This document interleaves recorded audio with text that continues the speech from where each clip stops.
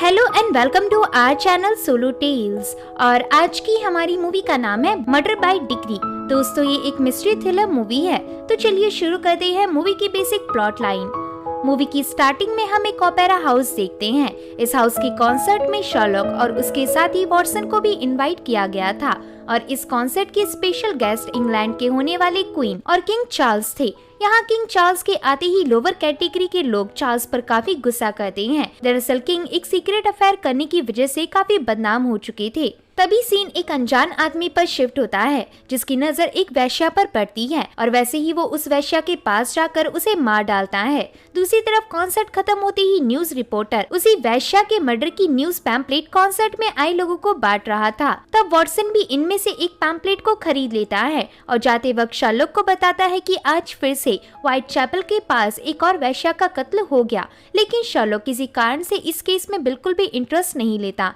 आगे घर में पहुंचते ही शर्लॉक वॉटसन को रोकता है और उसे खिड़की की तरफ लाते हुए दिखाता है कि कुछ अनजान लोग उनके घर के नीचे खड़े हैं और शायद इनके इरादे ठीक नहीं हैं। तभी वॉटसन को बेल रिंग होने की आवाज आती है। इसे सुन शर्लॉक वॉटसन से कहता है कि ये जरूर वही लोग होंगे। अगर इनमें से कोई भी मेरे बारे में पूछे तो कहना कि मैं सो चुका हूँ। तो यही बोलने वॉटसन दरवाजा खोलता है। कमरे के अंदर से शर्लॉक भी इन लोगों की बातें सुन रहा था। तो ये लोग कहते हैं हम एक अर्जेंट केस के सिलसिले में शर्लॉक होम्स से मिलने आए हैं। तो इसे सुनते ही शर्लॉक वॉटसन को टोक कर इन्हें अंदर बुलाने कहता है। आगे शर्लॉक इनसे पूछता है मैं आपकी कैसे मदद कर सकता हूँ। तब इनमें से एक आदमी जिसका नाम मार्कस था वो कहता है कि हम सिटीजन कमेटी के मेंबर्स हैं और हम आपको इस तरह आधी रात डिस्टर्ब नहीं करना चाहते थे, लेकिन हमें पता नहीं था कि आपको किस तरह अप्रोच किया जाए। शर्लॉक कहता है और वो इमरजेंसी क्या है जिसने आपको इधर आने के लिए मजबूर कर दिया। मार्कस बताता है दरअसल हमारे व्हाइट चैपल में मासूम गरीब औरतों का कोई बेरहमी से कत्ल कर रहा है और पुलिस का भी इस केस पर बिल्कुल ध्यान नहीं। अगर यही हत्या किसी अमीर औरत की हुई होती तो पुलिस इस केस को हाथों हाथ लेती। इसलिए हम चाहते हैं कि आप हमारी कमेटी की मरी औरतों के केस को सॉल्व करें। तो शर्लॉक सीधी तरह से इन्हें हाँ या ना में जवाब नहीं देते हुए कहते हैं कि मैं इस केस के बारे में सोचकर आपको जल्दी इत्तला करूंगा। ऐसा कहकर शर्लॉक मार्कस और उसके लोगों को यहाँ से वापस भेज देता है। इनके जाने के बाद वॉटसन कहता है तो क्या तुम अब भी इस केस से मुंह मोड़कर इन कमेटी मेंबर्स का दिल तोड़ोगे। शर्लॉक कहता है मैंने जैसा कि बताया मैं सोच कर बताऊंगा। ऐसा कहकर शर्लॉक एक सोच में डूब जाता है। दूसरी तरफ हम लॉरेन नाम की वैश्या को देखते हैं। लॉरेन लोगों को लुभाने की कोशिश कर रही थी, लेकिन सुबह से ही उसे एक भी कस्टमर नहीं मिला था। तभी लॉरेन के पास उसी अनजान किलर की कैब आती है और उसमें बैठा किलर लॉरेन को अपनी कैब के अंदर बुलाता है, यानी अब लॉरेन का भी मर्डर हो जाएगा।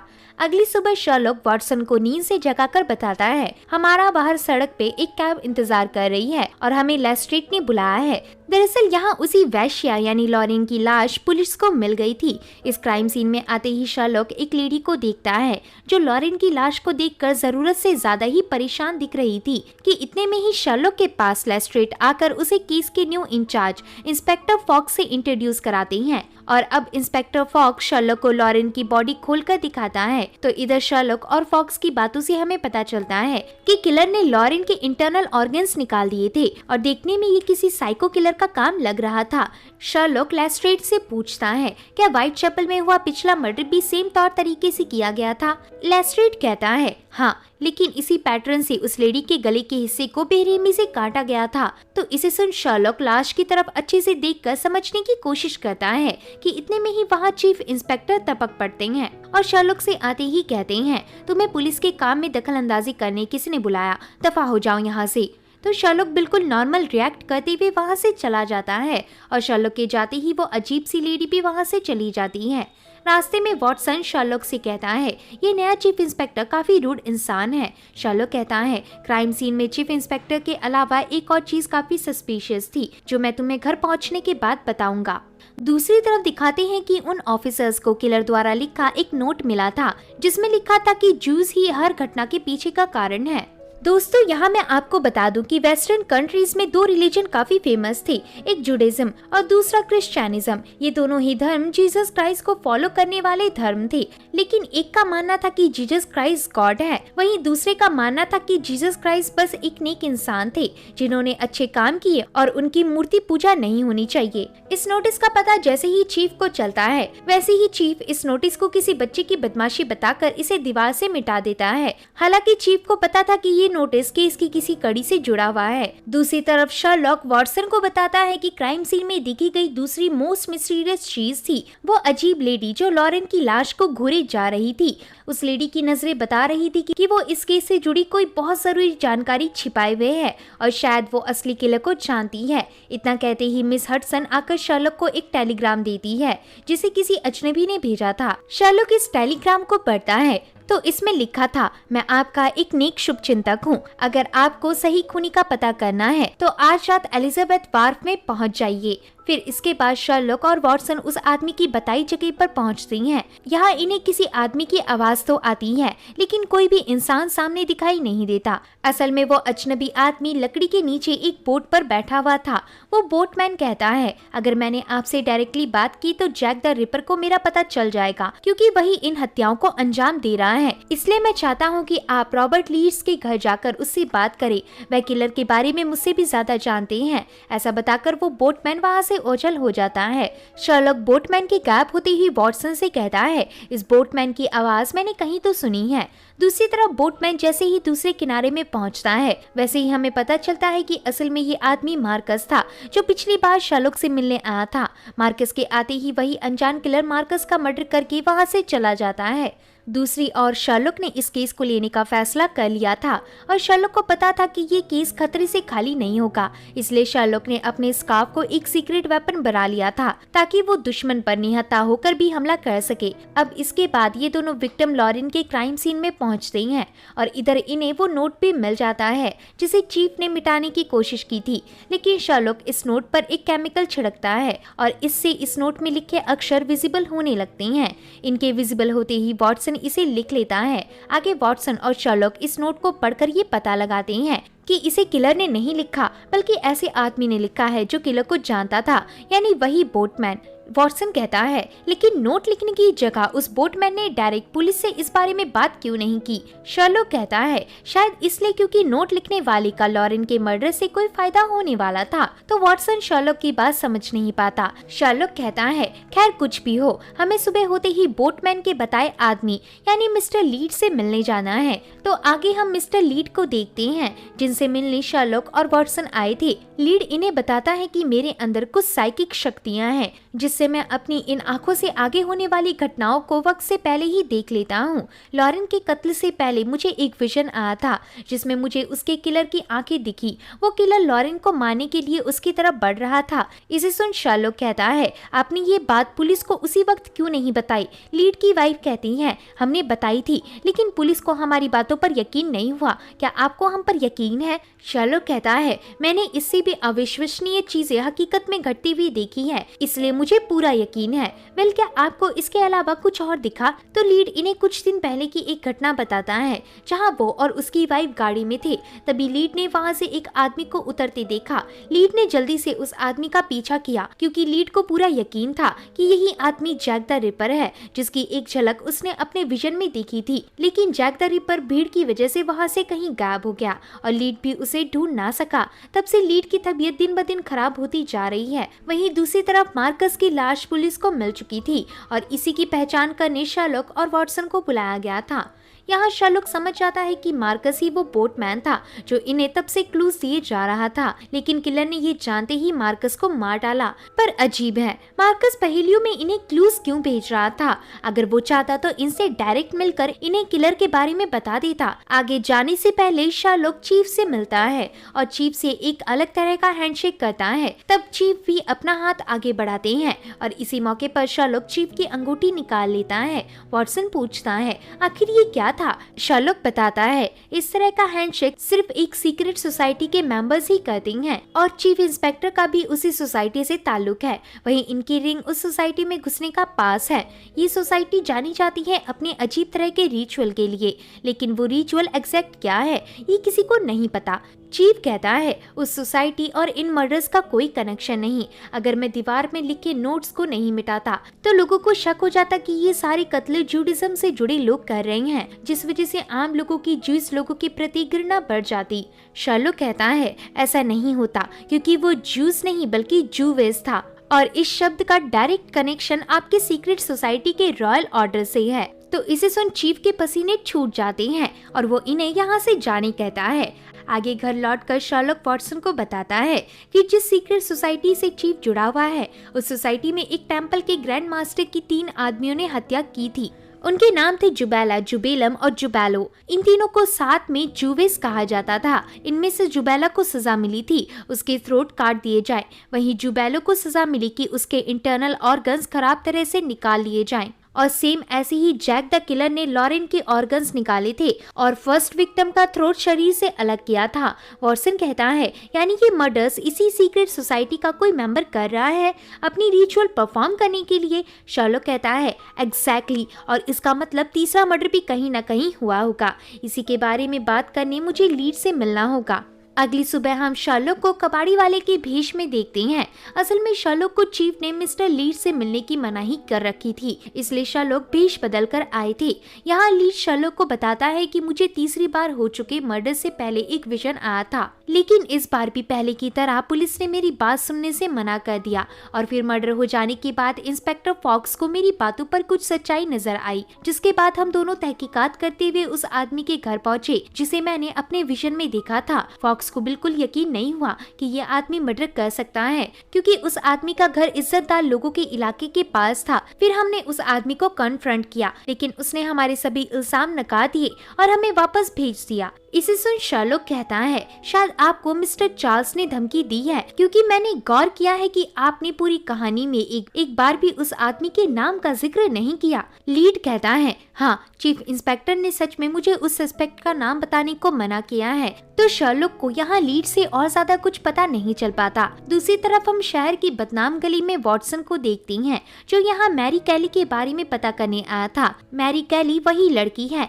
जो लॉरेन की लाश के वक्त क्राइम सीन में मौजूद थी, लेकिन यहाँ की औरतों से वॉटसन को सिर्फ इतना पता लग पाता है कि मैरी कैली और विक्टिम लॉरेन दोस्त थे। वहीं लॉरेन के मरने के बाद किसी ने भी मैरी कैली को दोबारा नहीं देखा। आगे वॉटसन घर में शर्लॉक को बताता है कि पहली विक्टिम एनी, दूसरी विक्टिम लॉरेन, तीसरी विक्टिम एलिजाबेथ और वो सस्पिशियस वुमन मैरी कैली, ये चारों एक ही स्ट्रीट के आसपास रहते थे और चारों में बहुत अच्छी दोस्ती थी। तो इस जानकारी को जुटाने के लिए शर्लॉक वॉटसन को अप्रिशिएट करता है और कहता है कि अब तुम मेरे लिए एक फिजिशियन का इंतजाम करो, मैं इस वक्त एलिजाबेथ के पास जा रहा हूँ। वॉटसन कहता है लेकिन एलिजाबेथ तो मर चुकी है। शर्लॉक कहता है एलिजाबेथ मरने के बाद भी हमारे काम आएगी। ऐसा कहकर शर्लॉक वहाँ से निकल जाता है। दरअसल शर्लॉक एलिजाबेथ के फ्यूनरल में था और शर्लॉक को यकीन था कि इधर एलिजाबेथ की पक्की दोस्त मैरी कैली भी जरूर आएगी। यहाँ मैरी कैली शर्लॉक को देखते ही वहाँ से भागने लगती है। तब शर्लॉक भी उसका पीछा करते हुए एक अड्डे तक पहुंचता है जहां मैरी लॉरेन की मौत के बाद से ही छिपकर रह रही थी। दरअसल मैरी इस डर में थी कि जिसने उसकी सहेलियों का मर्डर किया है वो उसे भी मार डालेगा, लेकिन शर्लॉक मैरी को यकीन दिलाता है कि अगर तुम मुझे सब सच बता दोगी तो तुम्हें कुछ नहीं होगा। तो मैरी अपने कमरे से बाहर आकर वहाँ से भागने लगती है, लेकिन शर्लॉक उसे पकड़ लेता है और उससे पूछता है कि आप मुझसे क्या छिपा रही हो। मैरी कहती है मैंने ये राज एनी, लॉरेन और एलिजाबेथ को बताया था, जिसके बाद वे तीनों मारी गई और अब वही किलर मुझे मारना चाहता है। शर्लॉक पूछता है कैसा राज? मैरी कहती है एना क्रॉक नाम की उस लेडी ने अपना बच्चा मुझे दिया क्योंकि वह लोग एना को मारने वाले थे, लेकिन एना के हस्बैंड एडी के हुक्म के बगैर वह ऐसा नहीं कर सके, इसलिए उन्होंने एना को असाइलम में भर्ती करा दिया। शर्लॉक कहता है क्या आप जरा साफ बता सकती हैं कि आप क्या कह रही हैं? तो इससे पहले मैरी कुछ कह पाती उतने में ही एक कैब ड्राइवर मैरी को मारने आ जाता है, जिससे भागने के चक्कर में शर्लॉक नीचे गिर जाते हैं और उन्हें दिखता है कि वो ड्राइवर मैरी को अपने साथ ले गया। इतना देखते ही शर्लॉक बेहोश हो जाता है। आगे जब शर्लॉक होश में आता है तो वो अपने घर में था। होम्स उठते ही सबसे पहले उस औरत मैरी कैली के बारे में पूछता है। तब इंस्पेक्टर फॉक्स कहते हैं कि तुम मुझे अकेले रास्ते में पड़े मिले, वहाँ एक कैब ड्राइवर तुम्हें बेहोश करके भाग गया था, वो तुम्हें मार ही डालता अगर बीच में मैं नहीं आता। शर्लॉक कहता है उस वक्त मेरे साथ एक लेडी भी थी, क्या आपने उन्हें देखा? फॉक्स कहता है नहीं, मुझे बस तुम्हारे और कैब ड्राइवर के अलावा कोई तीसरा दिखाई नहीं दिया। इसे सुन शर्लॉक थोड़ा हैरान होता है, लेकिन फॉक्स के जाते ही शर्लॉक वाटसन को बताता है कि मैरी कैली सच में मेरे साथ थी और उसने किसी एना क्रॉक नाम की लेडी का जिक्र किया था जिसे उसके हस्बैंड ने किसी कारण असाइलम में भर्ती करा दिया। हमें उस एना क्रॉक का पता लगाना होगा। तो इसके बाद वाटसन, जो कि खुद ही एक डॉक्टर था, उसे अपने कनेक्शन से उस मेंटल हॉस्पिटल का पता चल जाता है जहां एना क्रॉक को लाया गया था। लेकिन शर्लॉक देखता है कि एना क्रॉक की हालत इतने सालों तक पागलों के साथ रहकर पागलों की तरह ही हो गई थी। यहाँ शर्लॉक के बार बार सवाल करने पर भी एना कोई जवाब नहीं देती। तब शर्लॉक मैच बॉक्स निकालकर उसमें उसके हस्बैंड यानी एडी का नाम लिखता है। इस नाम को देखते ही एना कहती है क्या आपको मेरे हस्बैंड एडी ने भेजा है? शर्लॉक कहता है नहीं, मुझे आपके बारे में मैरी कैली से पता चला। एना कहती है मैरी, वो तो मेरी शक्ल भी नहीं देखना चाहती थी। मैरी को ही मैंने अपना बच्चा हिफाजत के साथ रखने दिया था, जिसके बाद मुझे इस असाइलम में डाल दिया गया। वह लोग मुझसे उगलवाना चाहते हैं कि मेरा बच्चा किधर है, लेकिन इस बात की जानकारी मुझे भी ठीक से नहीं। शायद मैरी ने मेरे बच्चे को किसी ऑर्फनेज में डाल दिया होगा। शर्लॉक पूछता है कौन लोग हैं जो आपके बच्चे के पीछे पड़े हुए हैं और वह लोग ऐसा क्यों कर रहे हैं और ये एडी कौन है? तो एना इन सवालों का ढंग से जवाब नहीं दे पाती और इतने में ही वहाँ असाइलम का अधिकारी आ जाता है। शर्लॉक अधिकारी से कहता है आपको एना को जेल में रखने का कोई हक नहीं बनता, वो मेंटली एकदम ठीक है। अधिकारी कहता है एना पूरी तरह पागल है और एना का कोई ऐसा फैमिली मेंबर भी नहीं है जो उसे क्लेम करने आए। तो इस बात पर शर्लॉक की अधिकारी से लड़ाई हो जाती है,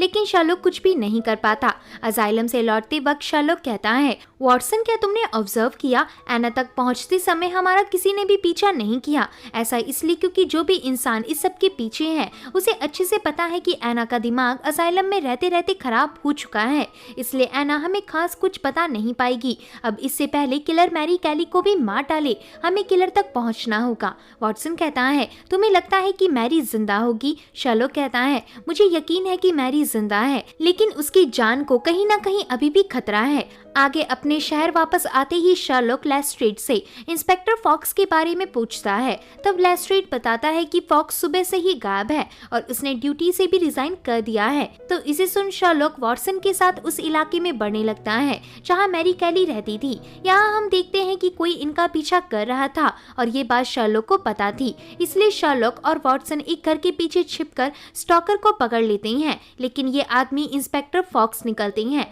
फॉक्स कहता है कि मैं आपको सुबह से ढूंढ रहा था, कहाँ थे आप? शर्लॉक कहता है अपना नाटक बंद करो, मुझे पता है कि तुम ही वो स्टॉकर और कैब ड्राइवर हो जो मैरी को पकड़ने आया था और तुमने जानबूझकर मैरी को अपनी गिरफ्त से भागने दिया। वाटसन कहता है लेकिन ये हमारा पीछा क्यों कर रहा था? शर्लॉक कहता है क्योंकि यही हमारा वो सीक्रेट इन्फॉर्मेंट है जिसने हमें इस केस को लेने के लिए मजबूर किया और हमारा पहला ग्राहक मार्कस इसी का भेजा गया आदमी था। फॉक्स कहता है तुम्हारे पास कोई सबूत नहीं। शर्लॉक कहता है लेकिन मुझे इतना पता है कि तुम उस मूवमेंट के मेंबर्स में से हो जो सीक्रेट सोसाइटी के खिलाफ हैं। फॉक्स कहता है हाँ मैं वही हूँ और इसलिए मैंने तुम्हें ये केस दिलवाया क्योंकि इन गरीब वैश्याओं के मर्डर के पीछे का राज कोई नहीं सुलझाना चाहता। शर्लॉक कहता है और इसलिए तुमने मैरी कैली को आजाद कर दिया ताकि किलर आज उसे अपना अगला शिकार बनाने आए और तुम किलर को पकड़ सको। फॉक्स कहता है हाँ, और मैरी इसलिए इस जोखिम भरे काम को करने के लिए राजी हुई क्योंकि उसे विश्वास है कि उस तक किलर के पहुंचने से पहले तुम किलर को पकड़ लोगे। तो यहाँ वाटसन को भी हम ऑडियंस की तरह ही कुछ समझ नहीं आता कि ये दोनों किस बारे में बात कर रहे हैं, लेकिन इतना साफ है कि फॉक्स किलर नहीं है बल्कि वो उनमें से है जो किलर को पकड़वाना चाहता है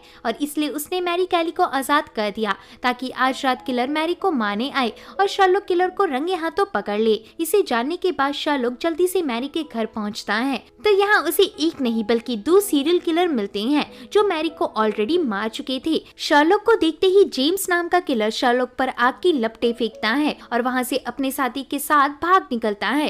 फिर शर्लॉक होश में आते ही जब जेम्स के पीछे दौड़ता है तो उसे पता चलता है कि जेम्स ने अपने साथी को मार डाला था ताकि कहीं वो उनका सीक्रेट रिवील ना कर दे। दूसरी तरफ जब जेम्स भाग रहा होता है तो उसे भागते हुए इंस्पेक्टर फॉक्स देख लेते हैं। फॉक्स सामने से आकर जेम्स को पकड़ने की कोशिश करते हैं, लेकिन जेम्स फॉक्स को ही मारकर वहाँ से भाग निकलता है। वहीं इधर शर्लॉक भी पहुँच जाता है और फॉक्स को मरा देख शर्लॉक सामने के रास्ते की तरफ जाता है तो तभी उसे वहाँ जेम्स दिख जाता है। यहाँ जेम्स और शर्लॉक के बीच लड़ाई होती है जिसमें शर्लॉक निहत्थे होने पर अपने सीक्रेट वेपन यानी स्कार्फ का इस्तेमाल करता है और किसी तरह जेम्स को हराकर उसे फंसा देता है। वहीं पुलिस भी उसी वक्त वहां पहुंच जाती है, लेकिन इससे पहले पुलिस जेम्स से कुछ उगलवा पाती उतने में ही जेम्स खुद का गला दबाकर खुद को मार डालता है, जिससे शर्लॉक इस केस के इतने करीब आकर भी कुछ नहीं कर पाता। अगली सुबह हम शर्लॉक को हाई कोर्ट की तरफ जाता देखते हैं। असल में शर्लॉक इधर इंग्लैंड की गवर्नमेंट के खिलाफ मुकदमा लड़ने आया था। वहीं चीफ इंस्पेक्टर गवर्नमेंट की साइड से थे और इस मुकदमे का फैसला प्राइम मिनिस्टर करने वाले थे।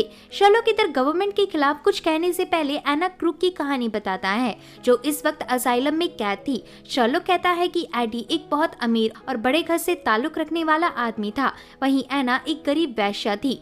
एना को किसी तरह एडी के बंगलों में मेड का काम मिल गया। दोनों एक दूसरे के करीब आने लगे और बात इस कदर तक बढ़ गई कि दोनों ने लोकल चर्च में शादी कर ली। लेकिन शादी के बाद एडी ने एना से तंग आकर तलाक ले लिया, पर तब तक एना का एडी से एक बच्चा हो चुका था। मिनिस्टर कहता है लेकिन इस सब का गवर्नमेंट से क्या कनेक्शन? शर्लॉक कहता है इस कहानी में जिसे एडी नाम से संबोधित किया गया है असल में वो इस स्टेट के राजा किंग चार्ल्स हैं, जिन्हें जल्द ही इंग्लैंड की गद्दी का वारिस बनाया जाने वाला है। उनके करीबी उन्हें प्यार से एडी बुलाते हैं। मिनिस्टर कहता है मुझे तो इस मामले में कोई सीरियस प्रॉब्लम नजर नहीं आती। शर्लॉक कहता है प्रॉब्लम होती भी नहीं अगर मिस मैरी कैली जो कि एना की करीबी दोस्त थी वह एना और किंग चार्ल्स के अफेयर के बारे में अपनी दोस्त को नहीं बताती।